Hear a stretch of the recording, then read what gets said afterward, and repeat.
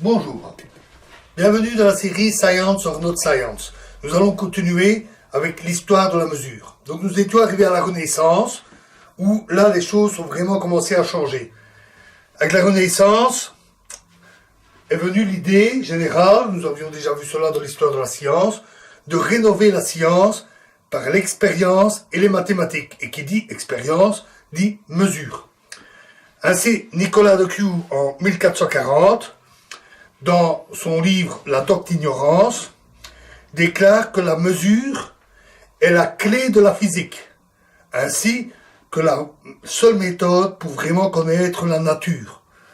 Pour lui, la mesure fondamentale est la mesure du poids.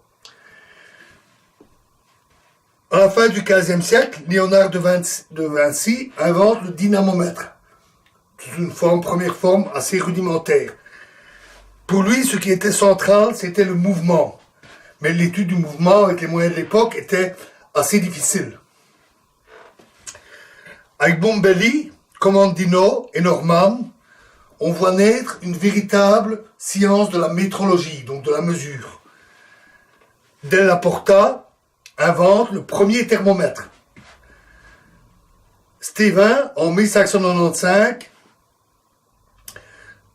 propose une unification des mesures en se basant sur le système décimal.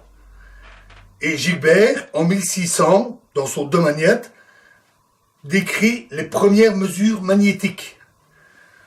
C'est aussi dans ce livre qu'il compare pour la première fois la Terre à un aimant. Puis, un homme important né en 1623, Pascal. Pascal qui a énormément apporté à tout ce qui est expérimentation et mesure.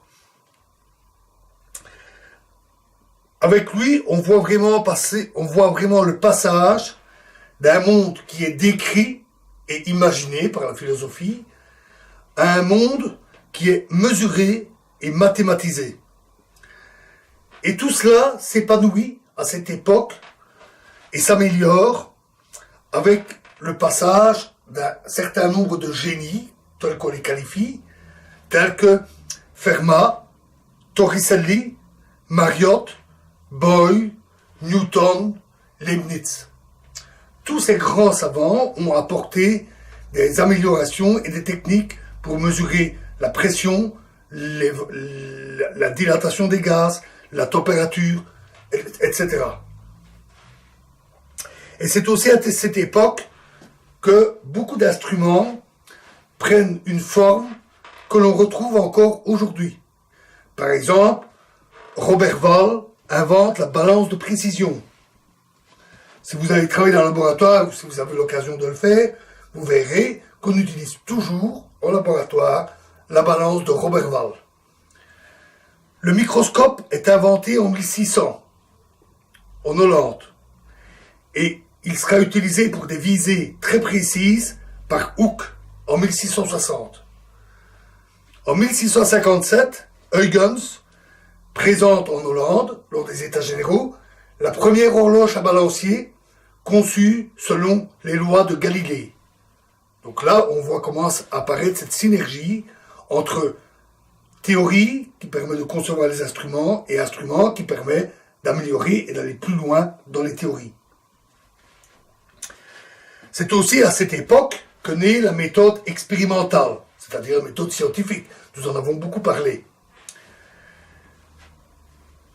Au XVIIIe siècle, on voit apparaître les mesures électriques. En 1749, avec l'électromètre de Leroy et Darcy, pardon.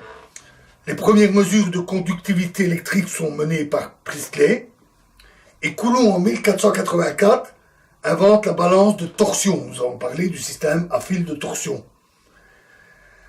Talleyrand, en 1790, propose le système métrique, qui sera évidemment très important dans la conception des mesures, de leur unification.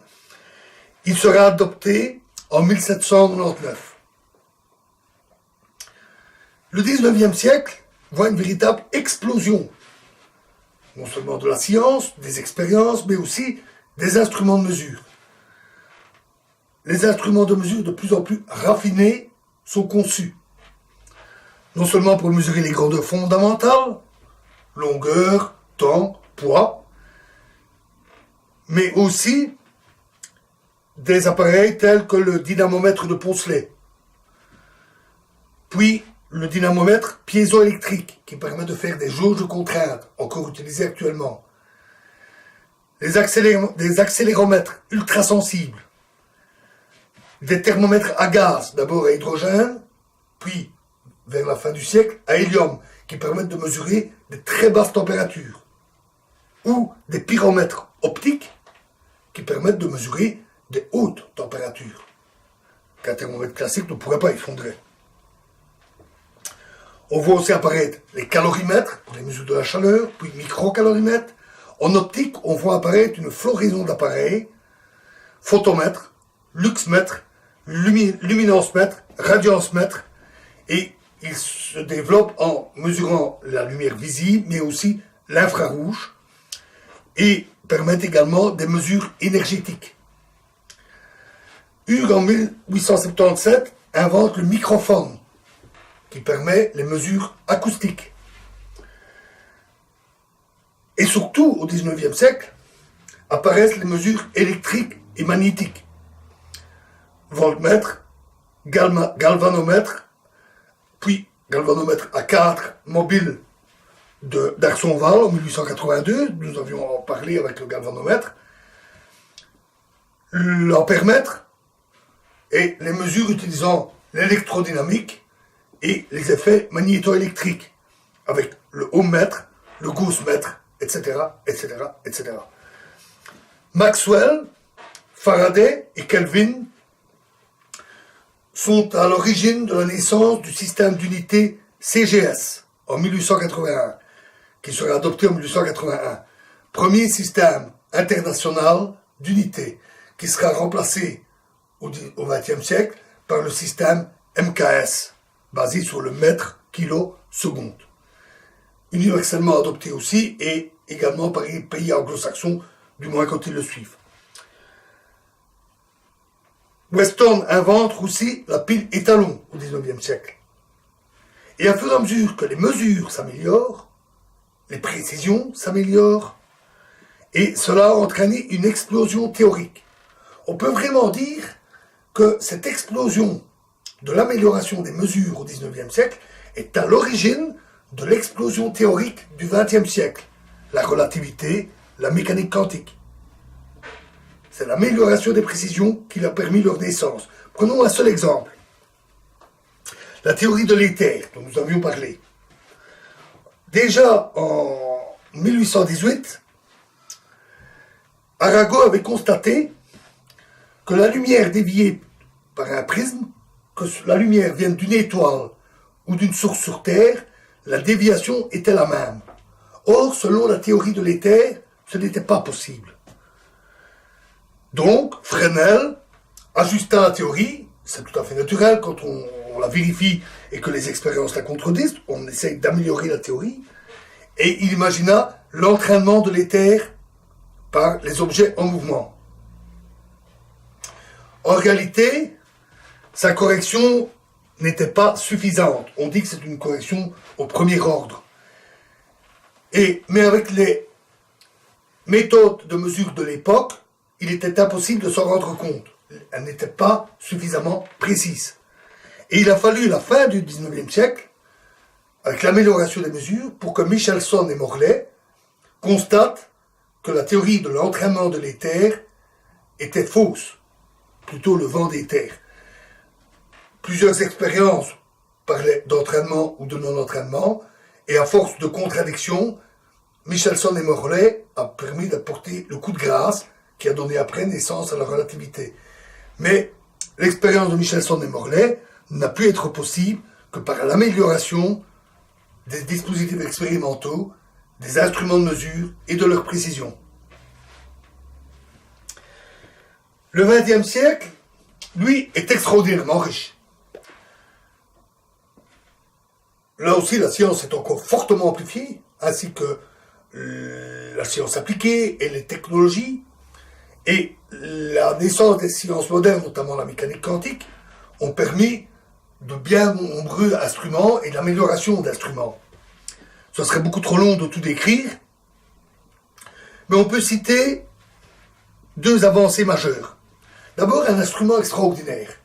Première moitié du XXe siècle, naissance de l'oscilloscope. Celui-ci affiche sur un écran cathodique les oscillations électriques qui sont mesurées par des instruments quelconques. Si on lui adjoint les transducteurs électriques dont nous avons parlé, qui peuvent transformer toute grandeur physique en grandeur électrique, on en a un instrument très pratique, universel, et qui permet de mesurer des phénomènes qui durent moins d'un centième de milliardième de seconde. Les meilleurs oscilloscopes ont un balayage qui correspond à 1/1000 de seconde, et donc avec la précision des graduations et de l'écran, on peut atteindre une telle précision. Cet instrument est utilisé depuis longtemps et encore maintenant. Je l'ai utilisé en laboratoire, j'en avais acheté un à titre personnel quand j'étais jeune et que je bricolais beaucoup d'électronique. L'oscilloscope est un outil incontournable. Un événement majeur aussi fut l'apparition du numérique et de l'informatique. Ça, je ne crois pas que j'ai besoin de vous dire pourquoi. L'informatique permet le traitement de grands volumes de données. Le numérique permet d'associer directement les instruments, les expériences et l'informatique avec un traitement immédiat des données. C'est donc une avancée importante. Plus encore, en cette fin du XXe siècle, début du XXIe siècle, on est entré dans l'époque dite du big data, c'est-à-dire des volumes de données considérables. Et ça se retrouve en science dans certains domaines. Ainsi, en physique des particules, les grands accélérateurs comme le LHC produisent des pétabytes de données, des pétaoctets, à chaque expérience. Les grands observatoires de télescopes ou de radiotélescopes dans le monde, qui en plus s'échangent les informations et pour avoir des mesures plus précises, produisent aussi des terabytes de données. Tout ça a été échangé à travers des fibres optiques et traité par des grilles d'ordinateurs, c'est-à-dire des centaines d'ordinateurs très puissants répartis un peu plus partout, dans des laboratoires ou diverses industries. Et tout ça ne pourrait pas se faire sans l'informatique. Donc on assiste vraiment à une mutation et encore une avancée très importante de la science à notre époque, avec ce substrat de l'amélioration des mesures et des traitements qui lui sont associés. Voilà, alors dans la vidéo suivante, nous verrons tout ce qui concerne la méthodologie de la mesure. Je vous remercie.